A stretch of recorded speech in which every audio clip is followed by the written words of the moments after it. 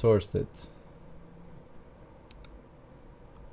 Oh, thank you to ExpressVPN for sponsoring this video. Gameplay is pretty straightforward. You help out your local village by beating the shit out of everything and consuming their dead bodies. For an island guardian, you're actually quite terrifying, and the village itself is a really nice place. What a beautiful day on God's earth.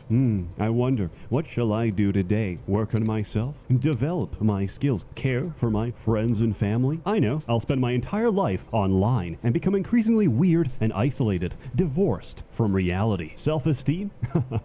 What's that? I like the little townspeople. They give you a sense of community and a purpose for why you're doing what you're doing. I also found out the flying minigame is a really good way to make money. On the other hand, it's really difficult to explain to friends the nature of your anger. There's not many ways to say, I popped. Like Icarus, I flew too close to the sun. Or in this case, I flew too close to one chicken dinner too many. And I have to repeat the entire stage. You can play using a keyboard or controller, but I strongly recommend a controller for your own comfort and sanity. Personally, I think the platforming is incredibly difficult. I've had situations where I can clear the entire level, but I can't make a single jump to save my life. And then I proceed to repeatedly eat the same trap until I die. You have two spells, fire and egg. What do? Well, it's pretty self-explanatory. Fire is fire, and egg can make a cow forcibly pregnant. Not really much more to say about that. We know the rest. The milk industry, reptile eggs. Some would argue you can't have one without the other. You get extra skills and abilities by defeating bosses, which in turn can be used to access new areas. Music is pretty nice. You hear the same tracks often, but they're not grating or pronounced, so they don't really feel repetitive. Some sounds are not balanced for the rest of the game. Each time I hit an armored pig, my speakers shake and my table travels. In town, you can buy items, and I strongly recommend them. They can save your life or a trip back home, which can be quite a bit of backtracking. Thankfully, you unlock the ability to fast travel relatively early into the game. I actually love it because the animation is based on your current weight. So if you're thin, you can tell it's a very pleasant ride. If you're not,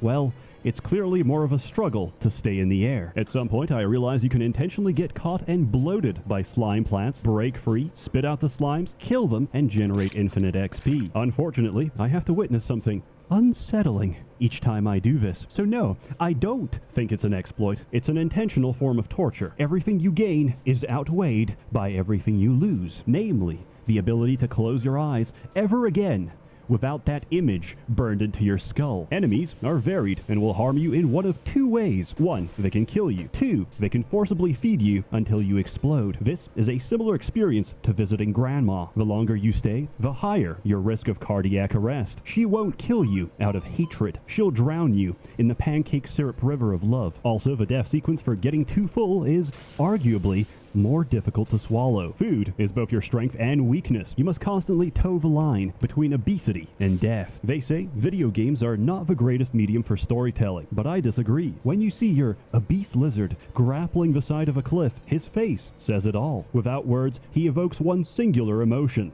concern. The enemy placement in this game is brutal. Forget those two archers in Anor Londo. That will seem like a pleasant memory when you're getting stun locked by roast turkey. You get XP pretty generously, and this lets you upgrade your abilities at any time. Many of these are locked until you get later into the game. I don't have any recommendations except get healing on your punches, because relying on digestion for health is okay, but you can't do magic on an empty stomach. And that's a shame, because playing the game as a tactical egg artillery is objectively the best experience. Imagine seeing something pouring from the sky, and it's either going to kill you or make you pregnant. That's quite terrifying. Critique: I hate slimes. I really dislike them. That is all. Besides that, sometimes animations really don't look like they should affect you, but they do. Like, you can feel a hammer's shockwave when you're not even on the same floor. It's a minor complaint, and they'll probably fix this. You know what? It's a furry developer. In all likelihood, they will fix this, and they're currently taking notes. That's the difference. You want something done? Stop recruiting on LinkedIn. Go to Fur Affinity instead. Also, some of the controls can be awkward, but you can remap them. And also, you're just gonna get used to it. Reverse critique: I really like the idle animations. That is all. In conclusion, I give Tribal Hunter a full out of belly. It was